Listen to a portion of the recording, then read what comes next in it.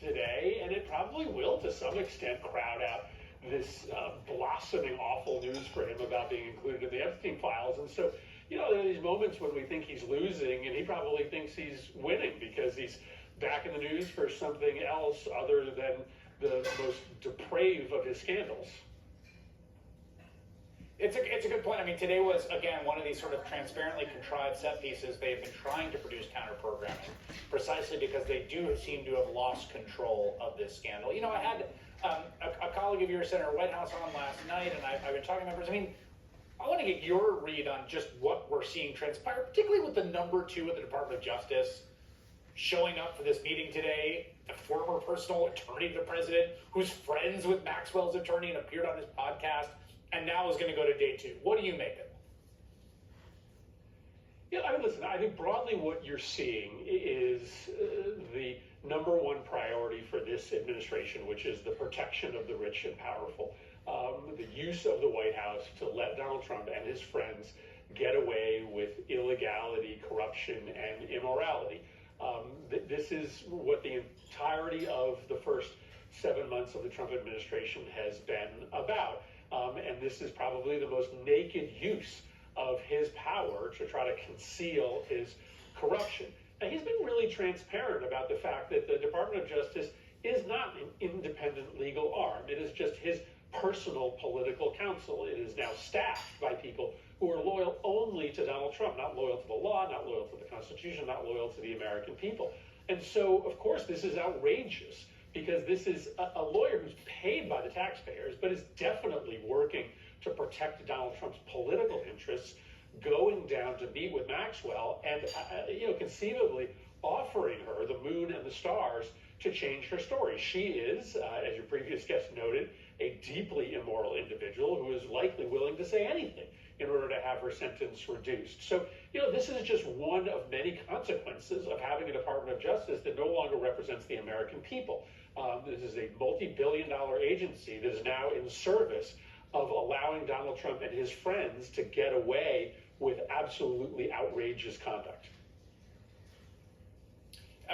The New York Times reported out some of the sort of review that happened to the Department of Justice.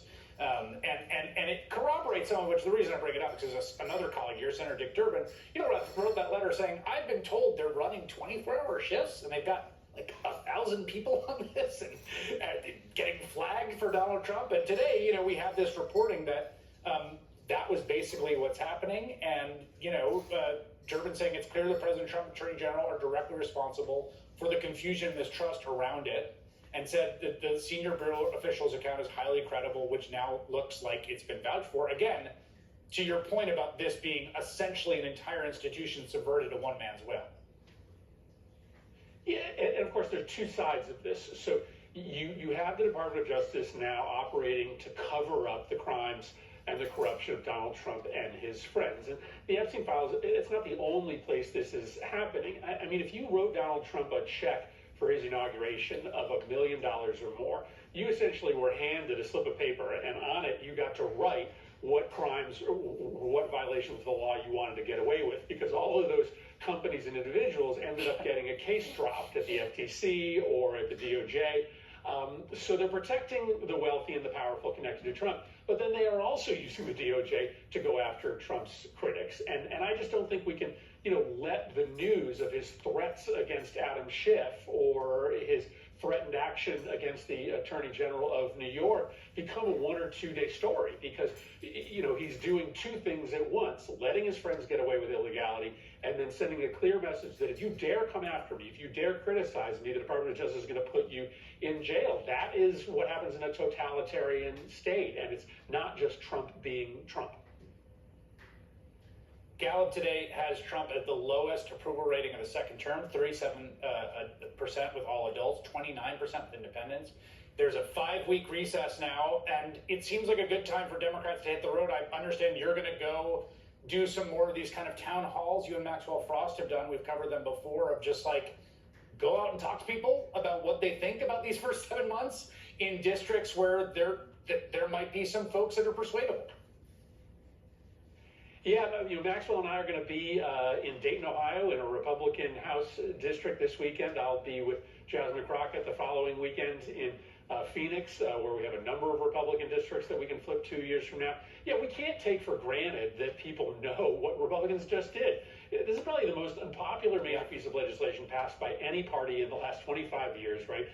Throwing 70 million people off their health care to pass along massive tax cuts to the wealthy. But it's also, I think, particularly important in August to go to Republican districts, because what that Gallup poll tells you is that his base is starting to really scratch their heads and wonder whether they've been lied to. About the fact that he cares about anybody other than himself, but also that these conspiracy theories he's been spinning, are either not true or just a means to cover up his own corruption and illegality. So I think it's really important to be out there talking to Republicans right now and giving them a permission structure, right? A permission structure to say, like, it's okay to question him. It's okay to be curious about the opposition party right now. Hopefully with me and Maxwell in a Republican district, they'll see that Democrats don't have horns, that we actually, would unrig the economy and unrig our democracy if we're given power in 2 years. And maybe if we're doing that at scale, it'll have an impact. Senator Chris Murphy, thank you so much for coming on. Appreciate it. Still to come.